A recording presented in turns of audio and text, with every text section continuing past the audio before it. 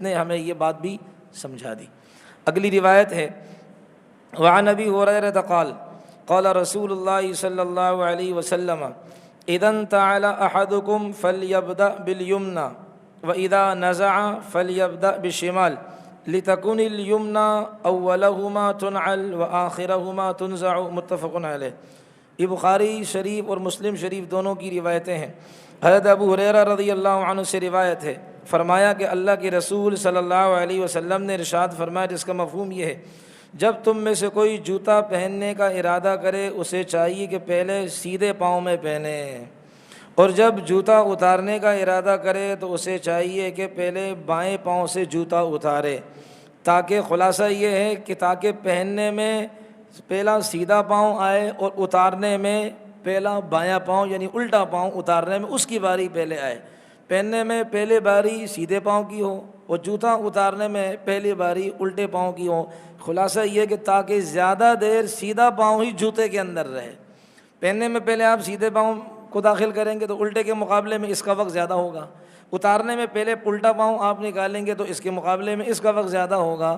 یہ نبی علیہ السلام نے بڑی زبردست ترتیب ہمیں بتائی ہے کہ اس طرح کریں۔ یہ مردوں کے لیے بھی یہ مسئلہ ہے، عورتوں کے بھی لیے یہ مسئلہ ہے کہ جب جوتے پہنے تو پہلا سیدھا پاؤں اور پھر بایاں پاؤں، اور جب اتاریں تو پہلے بایاں پاؤں جوتے سے نکالیں گے پھر سیدھا پاؤں جوتے سے نکالیں گے۔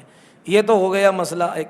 ایک اور مسئلہ بھی ہے کہ ہم چونکہ مسجد میں آتے ہیں الحمدللہ نماز پڑھنے کے لیے، تو جب مسجد میں ہم آئیں گے تو جوتا وہاں اتارنے کی کیا ترتیب ہے؟ اس لیے کہ اب دیکھیں دو باتیں ٹکرائیں گی کہ مسجد میں سیدھا پاؤں داخل کرنا ہے اور مسجد کی دعا پڑھ کر سیدھا پاؤں داخل کرنا ہے، اور یہاں آیا کہ جب جوتا اتارو تو پہلے الٹا پاؤں نکالیں گے۔ اب شریعت کہتی ہے کہ پہلے سیدھا پاؤں آپ نے مسجد میں داخل کرنا ہے، یہاں یہ حدیث یہ فرما دی کہ جوتا اتارتے ہوئے پہلے بایاں پاؤں یعنی الٹا پاؤں نکالنا ہے۔ اب دونوں حدیثوں پر عمل کیسے ہوگا؟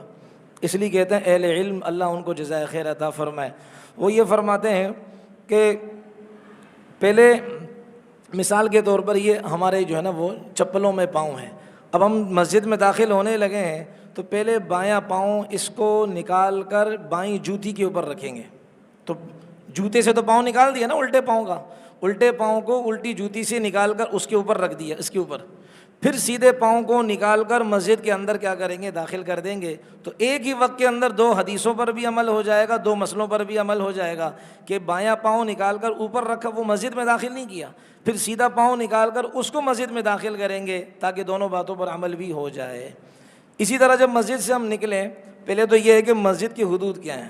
اپنی مسجد کی عرض کرتا ہوں، بعض لوگ یہ سمجھتے ہیں جیسے ہی وہ واش روم والا دروازہ ہے وہ مسجد کی حدود ہے، بس وہیں سے بسم اللہ اللہم افتح لی ابواب رحمتک پڑھ لیتے۔ او بھائی وہاں لیٹرین بھی ہے، وہاں وضو خانہ بھی ہے، یہ نہیں ہے۔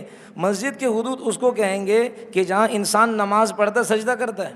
یہ تو چار دیواری ہے، لیکن عبادت کہاں کریں گے وہ والی حدود کیا؟ تو ہماری مسجد بہت آسان ہے کہ جو کالی پٹی ہے وہ ٹائلوں کی، یہ کیا ہے؟ یہ مسجد کے حدود ہیں۔ اس کو جب پھلانگیں گے یعنی اس پر جب یہاں پہنچیں گے تو پھر ہم سیدھا پاؤں داخل کریں گے، اور پھر کیا ہے؟ بایاں پاؤں نکلتے وقت کیا کریں گے؟ اس میں سے نکال دیں گے، اور یہاں سے جب جائیں تب بھی کیا یہ معاملہ کریں۔ اور ایک بیچ میں ایک مسئلہ عرض کر دوں، نبی علیہ السلام نے مسجد سے گزرنے سے منع کیا ہے، اس لیے ہم کوشش یہ کریں کہ سیدھ میں تو یہاں سے جائیں وضو خانہ ہے، اگر کسی کی چپل وہاں پڑے ہوئے ہیں اس گیٹ سے جانا ہے، چھوٹے گیٹ سے سیدھا جائیں وضو خانہ میں بایاں پاؤں رکھے اور پھر مسجد سے نکلنے کی دعا پڑھے، پھر وضو خانے سے جائے، تاکہ کم سے کم مسجد کے اندر ہمارا گزر نہ ہو۔ نبی علیہ السلام نے مسجد کو گزرگاہ بنانے سے منع کیا۔ ہوتا یہ جوتے میرے پاس ہوتے ہیں، میں وائٹ ماربل والی جگہ ہے وہاں سے گزر رہا ہوتا ہوں، تو ایک تو یہ کیا ہے جوتے سے گندگی بھی نکل سکتی اتر سکتی ہے، اور دوسری بات یہ ہے کہ یہ تو میں نے مسجد کو گزرگاہ بنا لیا۔ اس لیے کوشش ہم یہ کریں کہ جیسے ہم یہاں سے اٹھیں، کسی کے جوتے اگر چھوٹے گیٹ کی طرف ہیں تو سیدھا ہم جائیں گے کہاں؟ وضو خانے کی طرف، بایاں پاؤں وضو خانے میں رکھیں اور مسجد سے نکلنے کی دعا پڑھ کر پھر جو ہے نا وہ باکس میں جوتے ہوں گے یا ریک پہ ہوں گے وہاں سے نکال کر بس اللہ خیر اللہ یہ ترتیب ہوگی۔ تو خلاصہ یہ ہوا کہ ہم چونکہ مسجد سے ہمارا تعلق ہے، ہم مسجد میں جب آئیں گے تو دونوں حدیثوں پر ہم عمل کیا کریں گے وہ میں نے آپ کے سامنے عرض کر دی ہے کہ پہلا بایاں پاؤں نکالیں گے، جوتے پر رکھیں گے، پھر کیا ہے، لیکن یہاں تو اب ضرورت ہی نہیں ہے، یہاں تو سیدھا سیدھا بایاں پاؤں نکالیں، سیڑھی پر رکھیں، پھر آگے جو مسجد کی حدود ہے وہاں سیدھا پاؤں داخل کر کے، یہ ان جگہوں میں جہاں بالکل ساتھ ساتھ ملا ہوا ہوتا ہے مسئلہ، اس میں نے یہ عرض کی۔ میں اس لیے کہہ رہا ہوں، بعض ساتھی نوٹ کرتے ہیں، اور یہ مولوی صاحب ہو گئے، اس کو جوتا اتارنے کا طریقہ ہی نہیں آتا۔ کیوں؟ کہ اس لیے کہ دیکھو طریقہ تو یہ ہے کہ وہ پہلے جو ہے نا وہ جوتے پر ایک پاؤں رکھیں پھر دوسرا پاؤں داخل کریں، یہ تو اس سنت کے خلاف کر رہے ہیں۔ ابے بھائی، وہ میں نے عرض کر دیا ہے، یہ وضو خانہ ہو گیا اور یہ واش روم والی سائڈ ہو گئی، یہ مسجد کے حدود میں شرعی جو جہاں نماز پڑھی جاتی ہے اس کی حدود میں نہیں ہے۔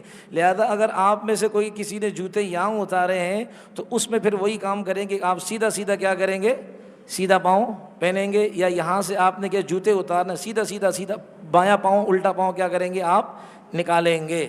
یہ اس جگہ پر ہے جہاں بالکل ملا ہوا ہو، بیچ میں فاصلہ نہ ہو، تو اس کے بارے میں نے آپ سے عرض کر دی۔ خلاصہ یہ ہوا کہ چپل پہنتے وقت سیدھا پاؤں پہلے داخل کریں گے، اتارتے وقت بایاں پاؤں داخل کریں گے۔ یہی حکم عورتوں کے لیے، یہی مسئلہ ہم اپنے بچوں کو ابھی سے سکھائیں۔ اللہ تعالیٰ مجھے، آپ کو، ہم سب کو پوری شریعت اور اس کے آداب کی رعایت کرنے کی توفیق عطا فرمائے۔